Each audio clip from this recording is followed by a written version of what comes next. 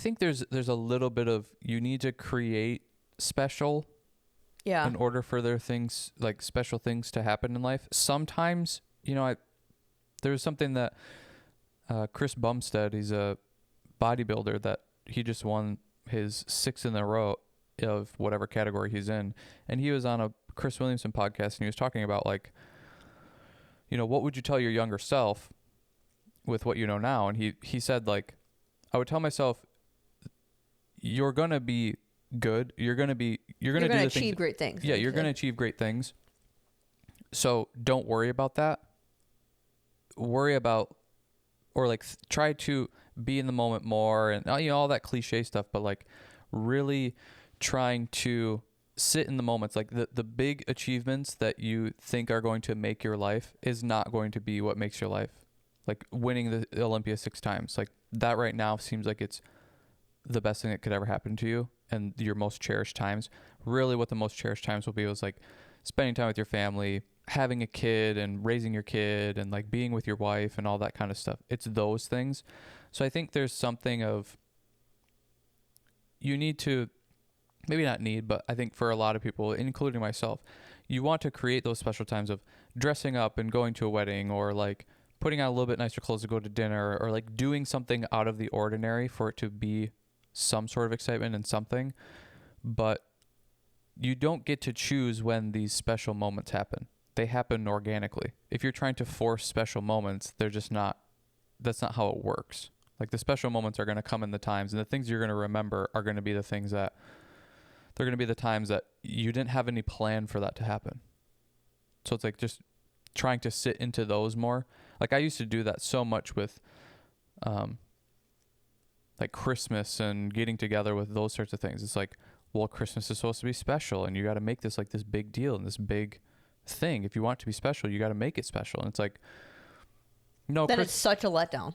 Yeah, and then it ends up being kind of a letdown, or it's like it doesn't meet that expectation, to where it's the 3 days before Christmas that was actually the most fun, because you weren't going, well, it's Christmas, it's got to be special. You're like, yeah, it's 3 days before Christmas, whatever. And then that ends up being the most fun night, because you're around the people that you want to be around, and you're just having fun and being silly and whatever happens. But so I think there's like a little bit of both. In order to get rid of the boredom, you maybe need to plan things and make things happen. But I think what really ends up sticking with you is the like getting your kids up and ready for school, and they do something funny and silly, and you're going to remember that forever. And it's like, that's the point of life, or that's the special moments of life. It's not the big grand moment that you planned meticulously and it all came to fruition. My experience is, it's been that. So then hearing somebody else say that, I'm like, oh yeah, that's just even more true. Yeah, I think there's a balance of both of that. Like, because I do think you also have to try to make some things special. Like, there's a lot of things that you could just go, I'm not going to care. It's like, we make a big deal out of Thanksgiving and 4th of July. We, as adults, could easily just, that's just another day, and not do anything. Like, we don't have kids that, like, you want to kind of do the things, or the events are planned for kids, like going to parades, and like we could just pass by the day. But you can also make a choice of making them special. But I think the chokehold on it is the negative. Of like, well, I'm told that this should be a special thing. Like Christmas, I think most people would say Christmas is probably their thing, or like maybe someone's birthday or whatever.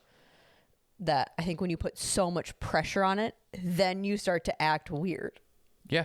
You start to do things out of the ordinary, and different things start to come up. It's like, because you're putting so much pressure on this to be perfect, to where it's like, it's 4th of July. Any effort that I put in is fine. Yeah, it's Thanksgiving. Any effort we put in is fine. You're trying to force it. You're trying to force it too much, and then it ends up not being, it's not meeting the expectation. That's probably what it is. You have an expectation that's not meeting that. But I do agree, like, you have to do stuff to break up the monotony and the boredom and stuff like that. It's like, if you don't do things if you don't try to do anything ever, it's like, yeah, you're going to have a boring, depressed life. You got to try to spice it up sometimes. Sure. Yeah, I think we have different bandwidths of that. currently. Yeah. I think that hopefully will adjust as years go on, but it makes sense why we do. With your coffee, I don't think we ended up getting into it at all what I had read, but so hot brewed coffee tends to bring up more of the antioxidants versus like a cold brew doesn't bring out as much. And also cold brew tends to be less acidic versus hot coffee is a little bit more acidic. So if you have gut problems, cold coffee is actually a little bit better than hot coffee, potentially. That's weird because, okay, that's interesting. But hot coffee also has more antioxidants, so that could also be more soothing or beneficial to the gut also with the warm beverage.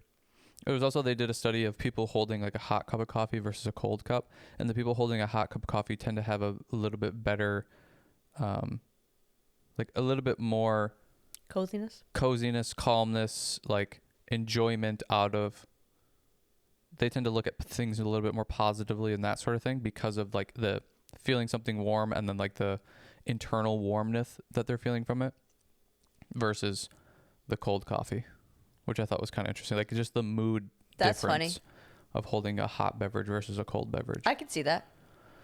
Warm makes you feel like cozy and I'm settling into something. Yeah. Cold coffee's like, I'm about to do some shit. Like I'm about to tackle the day. Cold brew tends to have, and that's what the specific of it too is, like it's cold brew versus hot brew, not like cold coffee. Yeah, or cold, like you run it through a coffee maker and it's hot and then you make it cold. The caffeine content, it's actually more in hot than it is in cold.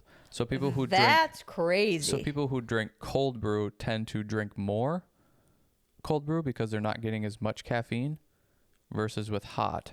See, it's marketed as it's supposed to have more. Yeah, it doesn't. Cold brew is like, you're really going for it. No. Interesting. No, well, and it might be you're really going for it because you end up consuming more of it. So you end up, in total, maybe have more caffeine because you're drinking more of it. But it was something between like 40 milligrams and 100 for cold brew and 60 milligrams and 100 for hot. So it's just like on average, hot coffee has more.